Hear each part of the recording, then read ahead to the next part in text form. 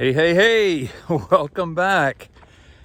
Part 2 of video I began on things I changed on my through hike of the Pacific Crest Trail.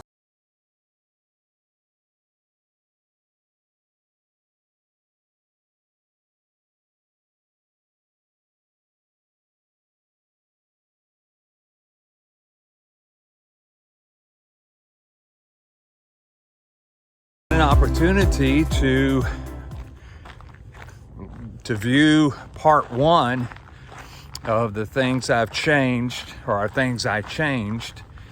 Please be sure and check that out first. Now again, I didn't change these things just because I didn't have anything else to do and I had so much money that I need to buy some new equipment, but I changed it to make my hike more efficient. Don't change things just to change, and that's, by the way, that's why I'm giving you the reasons why I changed some things that I did change. One of the things that I changed on my through hike was my sleeping system. I started off the trail with the Therm-a-rest NeoAir Air, the popular one that almost every hiker has. It's lightest pad on the market, and even though I'd done a lot of practice hikes and training hikes as I prepared for my hike at the PCT,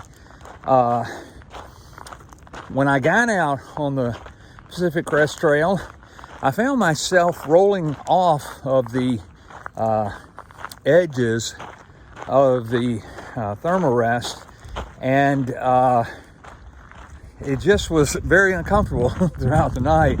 When you woke up, you were off the mat, or you were falling off the mat.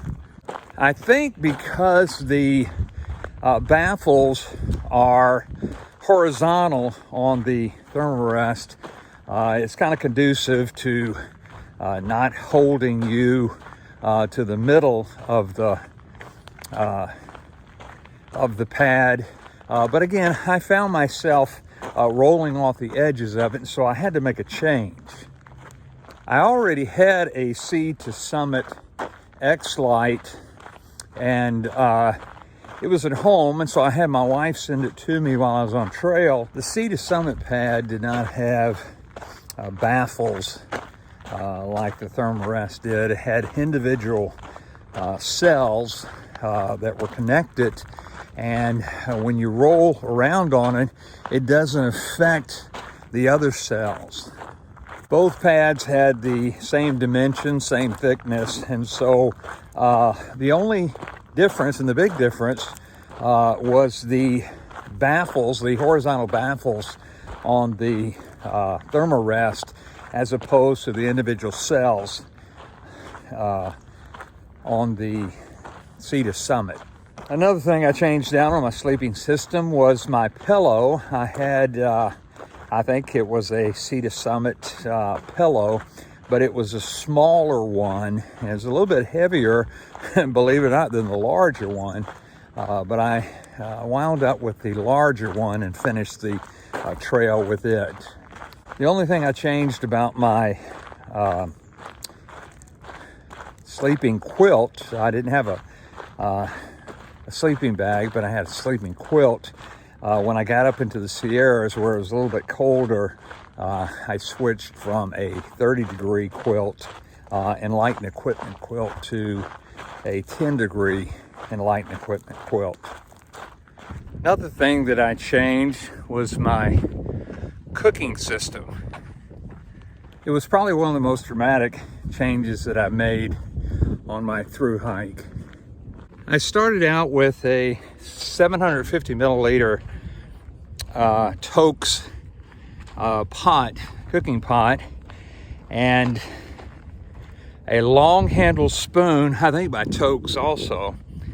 And for my stove, I had a BRS or BSR, I forget which one what it is, but it's a little small one. There's several on the market, But the reason I liked that stove was because you could fit it in the middle of your hand, in the palm of your hand, and it was very, very light. And then for my fuel, I had the isobutane canister, and the small one. I mainly used it to boil water and put it in a Nor rice side, or coffee, to make coffee in the morning. I used that system until I got to the Mojave Desert, and when at nighttime, when I would go to set up my tent and then cook, the mosquitoes and no-see-ums, midgies, whatever you want to call them, they would just swarm my tent and swarm the place that I was cooking. And so basically I couldn't even come outside of my tent to even cook. And so for those 5 days until I got to Walker Pass, I just was cold soaking everything, or just eating it without cooking it, because I didn't want to start a fire in my tent. But that's when I came up with the idea of, why am I carrying this stove when I'm not even using it? And again, the cold soaking method worked good for me, and so I sent my stove back, and the canister fuel back, and just started cold soaking from then on. I bought some peanut butter and ate the whole jar, and just used the peanut butter jar for my cold soaking of Nor rice sides, mashed potatoes, whatever kind of dehydrated meals were available. And that's what I did for the longest time. Then when I got to Etna, I met a guy by the name of Terminator, and he had done the Appalachian Trail and the Continental Divide Trail, and he was doing the Pacific Crest Trail for his Triple Crown. And I met him in Etna and found out that he was on the keto diet, and which I've been on for several years. And I was very surprised that he said that you could actually eat a keto diet, or eat a keto lifestyle while you're on the trail. And so I was very inquisitive and asked him how he did it, and asked him what he ate and everything. And so that's what I switched to, is basically what's called the no-cook system. Mainly that food consisted of protein, like beef sticks or summer sausage, cheese, things like that, beef jerky, things like that, that you would eat on a keto diet. And I also ate a lot of protein bars, like Cliff Bars and such. And I know that's not keto, but who's perfect? But for my coffee fix, I would, at nighttime, I would get a 750 liter smart water bottle, and I would fill it about 3/4 of the way up, and then put 2 packs of instant Starbucks Via or whatever instant coffee I could find at a trail town, and I would shake it up and let it marinate throughout the night. And then first thing in the morning, I would sip on my coffee, and down the trail I would just drink coffee and not have to stop and warm anything up. Worked really good. And so I stayed on the no-cook system until the end of my journey there at the Canadian border. Oh, and by the way, peanut butter is a great source of protein and fats with just very few carbs. Another thing that I changed was my water filtration. I started off with at the very beginning of the Thruhike in the desert with the Sawyer Mini, and I think less than a week, man, I got rid of that thing real quick. The flow rate on it was terrible, And I went back to the Sawyer squeeze, the regular Sawyer squeeze, and I used a NOC 2-liter bag for dirty water bag. So I had a 2-liter system for water filtration with the Sawyer squeeze. When I got to the Sierra, I switched out to the Katadyn BeFree system, and the reason I swapped it out was because it was more compact, more minimalistic. It was the same water carry capacity. It was 2 liters, the bottle, but the filter actually fit inside of the BeFree bottle, which again made it more convenient. Another thing that I changed out, not only did I change out the water filtration system, but I also changed my water carry system. I figured that I would usually drink a liter for every 4, 5, 6 miles, depending upon basically how hot it was, how humid it was, and but that's what I would normally carry with me. So if I had 10 miles to do before the next water source, I would usually carry about 2 liters, maybe a little bit more, maybe a little bit less. But water is one of the heaviest things that you carry. It's 2.2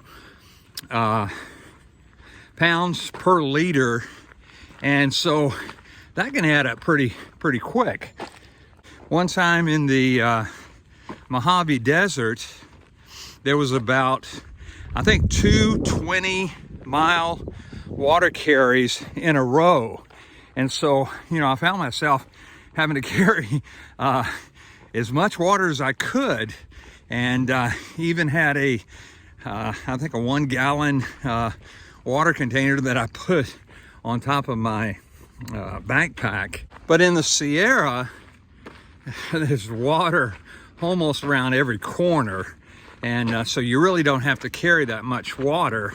In fact, I found myself only carrying like a half a liter sometimes, because there was so much water in the Sierra the year that I did the PCT. I have referenced Terminator, who was a tremendous hiker, and learned so much from him. He taught me something about water carry. He said to me one time, he said, "Rev," he said, "when you get to a water source and you look at the next water source, and let's say it's 10 miles down the trail, instead of carrying 2 liters of water, which is almost 5 pounds of water," he said, "why don't you stop, fill up 1 liter of water, and then drink a liter of water right there at the source. 1 liter or more of water right there at the source." He said, "You're going to drink it anyway on the trail." He said, "So instead of carrying it on your back or in your chest pocket or whatever," he said, carry it in your stomach." And I thought, well, that's a brilliant idea. And for those of you that are not familiar with hiker terms, that's called cameling up, like a camel. And so towards the end of my through hike, I was only carrying many times a half a liter, and at the most a liter on my back, because whenever I'd get to a water source, I would camel up and not have to carry that on my back, but carry it in my stomach. But if you're worried about drinking too much water, don't worry, you're not going to consume that much water to be detrimental to your health. Another thing that I changed was my hiking shirt. I wore the same hiking shirt from Campo to the northern terminus in Canada, the Columbia Silver Ridge Lite shirt. And the reason I did that is because that's what Darwin did. And so I thought I'd be like Darwin and wear the Columbia Silver Ridge Lite. And by the way, I love the shirt. In fact, I got it on right now. But the reason why I changed up is because I'd lost so much weight there at the very first. And I went from a large to a medium real quickly. And so I had the brilliant idea I started off with a tan beige colored shirt, and so I thought, well, I'm going to change and be a little bit more fancy, and I got a maroon, dark maroon shirt, and I bought it and started wearing it. But again, I started in the Mojave Desert wearing it, and oh my goodness, I sweated so much, and there were just sweat stains. It turned out to be maroon and white with the white sweat stains.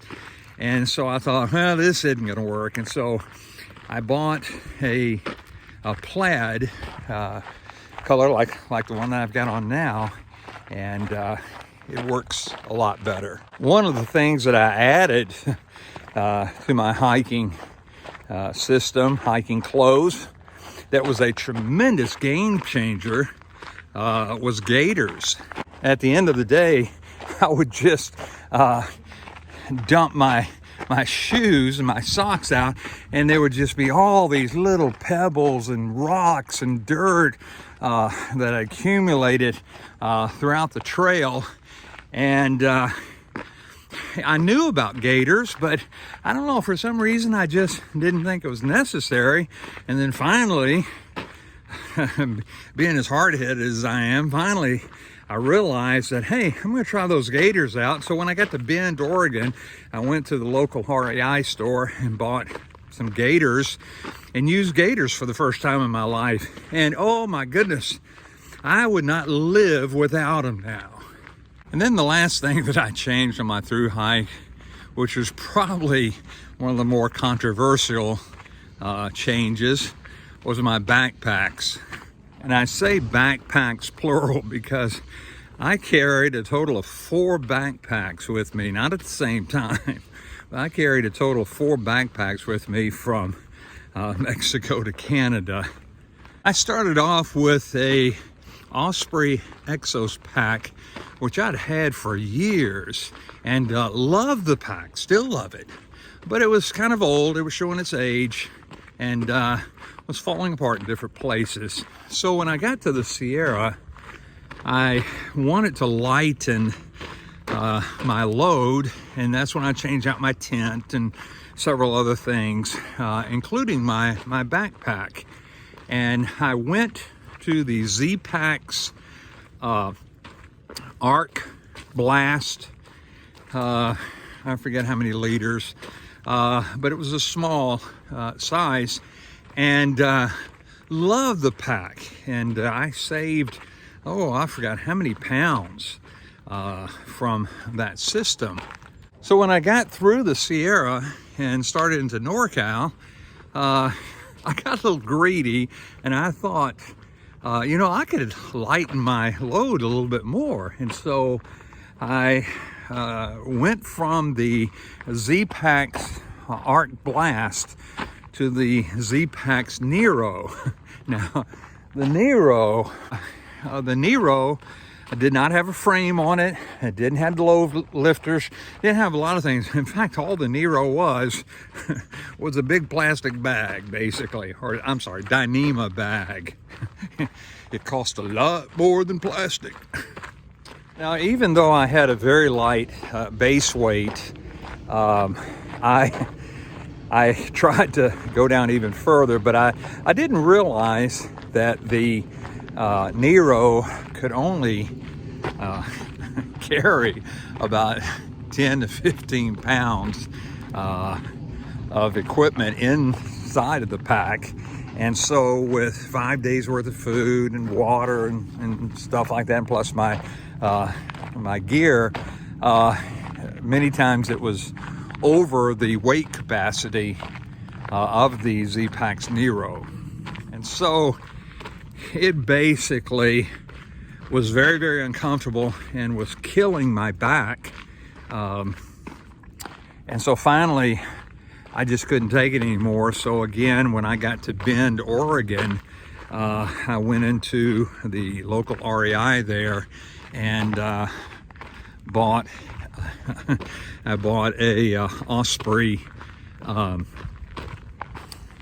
Exos, the new version of the Osprey Exos.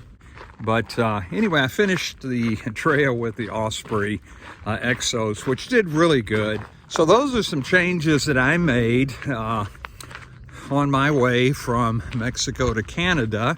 Leave some comments down in the comment section below, and whether you agree or disagree with my choices. And again, what works for me might not work for you, and vice versa. And of course, if you have any questions, please be sure and leave that in the comment section below, and I will get to those questions as soon as I can.